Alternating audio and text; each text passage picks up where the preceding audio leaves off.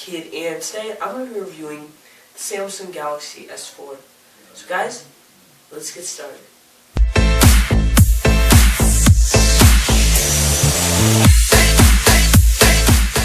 Hey there guys, so as I said, I'm going to be reviewing the Galaxy S4 right now, and we're going to start off with build quality. So one of the big complaints with the S4 is that it kept that plasticky feel like what the S3 has, and that it looks a lot like the S3, and I'm here to tell you that that is not true. So at the bottom we still do have our three buttons. We have our menu button, our back button, and our home button. As you can see, the home button though is more rectangular, and same with the whole shape of the S4.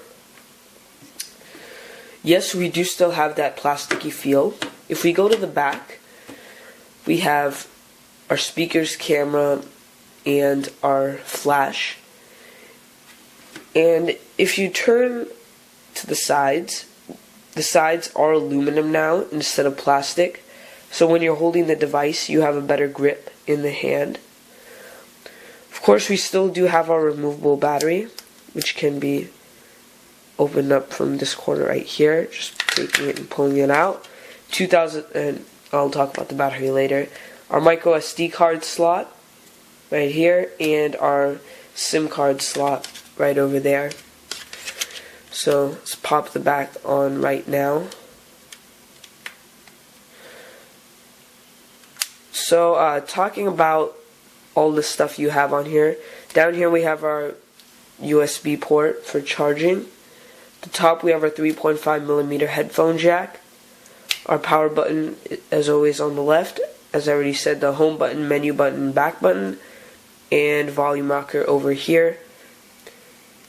And that's pretty much it for build quality. It looks different than the S3, and I could tell you that as a fact.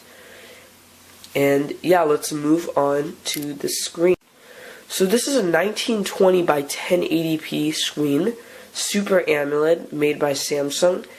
And I have to say that this might be my favorite screen. I had the HTC One for a couple of days, but I don't think it stands up to this S4 screen. Since it's Super AMOLED, you get that kind of a little bit oversaturated color, but it does look a lot nicer. The colors seem to pop out more. Of course, you do get great viewing angles, and one thing that Super AMOLED displays are not as good as the HTC One screen is that in direct sunlight, you're still going to have a little bit problem seeing on this screen. And on the HTC One, I didn't have that problem. So now let's move on to what's powering this. So inside this beast, we have a Snapdragon 600 quad-core processor, overclocked to 1.9 gigahertz. So this is the AT&T model. If you have the i9500, the international version, you'll have an Exynos octa-core processor that's overclocked to 1.6 gigahertz. So when using both of them, you're not going to be able to tell a difference, or at least a huge difference, even if at all. The Quadrant standard benchmarks seem to put them very closely, so you're definitely not going to have a problem there. Both processors are blazing fast. If we launch a game like Asphalt 7 over here, which is a pretty big game, you're going to have no lag, no stuttering, nothing like that, and your game should run really smoothly.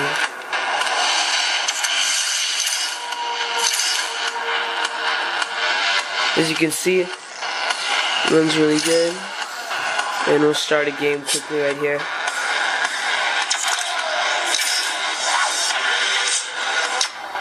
So here it loads, loading really quickly since this is a really fast processor. Let me mute this right here. And I'm telling you, you're not going to have any problems here. And especially with this awesome 10 full HD display, it's going to look even better. So you can see it looks good. No stuttering here.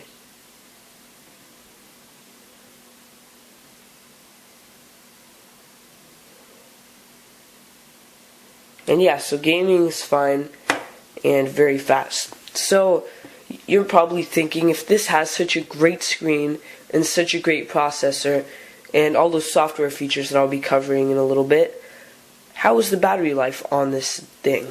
So in the back, on the last S3 we had a 2300 milliamp battery. On the S4 here we have a 2600 milliamp battery. So a pretty decent upgrade. Or sorry, the last one, S3, was 2100. So pretty decent upgrade, especially for a better screen and processor and a bigger screen. And I have to say, the battery life has been really good for me. I could go all day and have 30% maybe by the end of the day, and that's going medium to heavy use. And let's say from 6 a.m. to 10 p.m. because that's usually time I'm awake. So that's, compared to me, that's pretty good battery life, I would say. So you're not gonna have any problems there. So now let's move on to the software. So I'm sure if you're anyone, you've heard about all these crazy software features on the Galaxy S4. I'm gonna cover the ones that I use more often. The first one is called AirView. So you could turn that on here, and you want to go in there and enable information preview. So this works for a lot of Samsung apps that come installed. So for example, let's enter my email. If I'm to hold my finger above, it will read the email for you. Let me show you that I'm not touching the screen. And it is working, obviously. You can see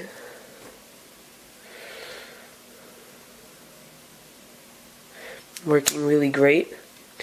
This also works for some apps like Flipboard. I hold my finger above. It will give me a preview of what are the latest stories in Flipboard, and I could go through and click one of the stories and it'll take me there. And that works for apps like messaging and phone also, but I'm not going to be going into my messaging or phone. The other one is, air gesture. So if we go into here and enable air gesture, we can go into places like the browser, as you can see over here, and we could swipe through to get to a different website through our areas over here. As you can see, it's going through. We could also swipe up and down with our hands over the device to go up and down with the device. Of course, you could control this with your eyes too. I'm not going to be reviewing the eye controls because I don't think they're good enough to review yet. They're not working that well. So now, let's get into the call quality. So the call quality on this baby has been really good for me actually, especially when talking to people with other Android devices or even iPhones. The one place where it hasn't been doing good for me is talking to people on Windows phones. So I don't know if it's the Windows phone's fault or the S4's fault, but I have about 5 people in my family that have Windows phones, and all of them that I talk to, I have problems hearing them, and I don't know what the hell they're saying, so I don't know what's up with that.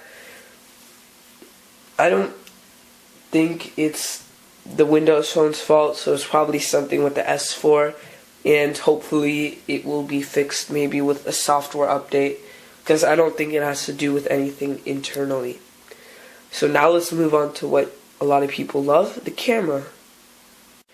So on the S4 you get a 13 megapixel camera, and on this camera you get a bunch of features that I will try to review, at least a couple, the basic ones. So right off the bat you can tell that I have this little thing right here open. You're wondering, what is that coming from? Well, that's from the front facing camera, as you can see over here. And what it does, if you click the button right here at the top, it will show the front facing camera. And basically why Samsung did this is they said father's always taking the pictures and that they should be in the picture, not out of it. So you could now add this bubble, which will essentially if you're taking a picture of something, you could put yourself in there as you're taking the picture. I found that a little bit awkward to do, as then you need to focus the back camera and the front facing camera to get both perfect shots. If we swipe up from here with the arrow, we get a bunch of different styles we could put it into. So here we have the bubble one, or fisheye, and we could change it to a heart, for example, and put it as that. If we click on this little mode thing right here, here you'll get a bunch of different modes built into the Samsung software. So we have auto, night, sports, panorama, eraser, rich tone, some other stuff, drama shot here, sound and shot, all these features that you probably won't use. So, I mean, yeah, you have a lot of features. Some people say it's better to have them than to not have them at all. So, yeah, the camera for me has been taking really great shots. Of course, a big up to this is Samsung cameras is you could record, you could take a picture at the same time, and one of my favorite features of all is that you can pause the video, move it to a different place, let's say over here, and then start the video again by clicking the red button. So I find that awesome features of the Samsung TouchWiz camera. So at the end, if I were to rate this device between 1 through 10, I would have to give it a 10. First of all, you get probably some of the best specs of any possible device you could get right now, and at the same time they throw so many features at you that it's just unbelievable how many you get. And it doesn't seem to affect the speediness of the S4 or anything like that. And I was really amazed at that. And there have been a lot of changes from the S3. Me owning an S3 earlier, I could definitely tell the differences. I don't have, sadly, the HTC One anymore, but if I were to pick between those two, I'd probably have to go with the S4, just because the better screen, at least color-wise, the better camera, definitely, better features, and, I mean, I'm just used to Samsung, so you could call me a fanboy to Samsung. I wouldn't say that fully, as I'm open to different devices, but I'm going to have to give it to Samsung, as they really made this a great device. So guys, I hope you enjoyed this video. Make sure to subscribe for more videos like this. Also, make sure to hit